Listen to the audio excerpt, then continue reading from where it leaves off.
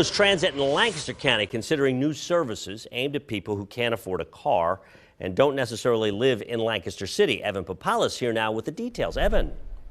Dennis, as Lancaster County continues to develop at a high rate, it's time for its bus system to take the next steps to fit the needs of its riders. We're looking at it holistically to see what is best for the county. Red Rose Transit is looking to bring its bus routes into the 21st century. It's turning to Foursquare ITP to come up with two potential plans. One would focus buses more in the city, where ridership is higher.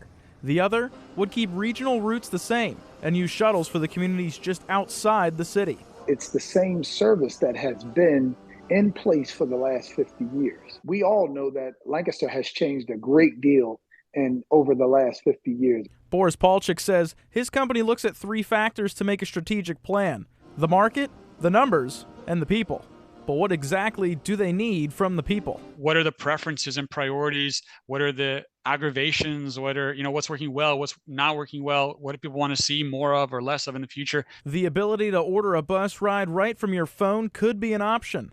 It's called microtransit, and it might become a reality for those who can't catch typical buses. The purpose of that type of service is because fixed route service can't work everywhere. Red Rose says microtransit is probably not the most effective way to use transit dollars. So if that does materialize, should riders expect to pay a premium for it? Typically, yes. Typically, yes. But it would come with a nice perk. Riders could order a pickup at specific spots not serviced by traditional routes without a very long wait. Typically, wait times for microtransit service is under 30 minutes. Not as fast as other taxi-like services such as Uber and Lyft, but Palchik says it will be cheaper than rideshare apps. What is certain is that microtransit fares are really always more affordable and more predictable than Uber and Lyft. Greg Downing tells me he believes microtransit in Lancaster County will help, not hinder the transit system.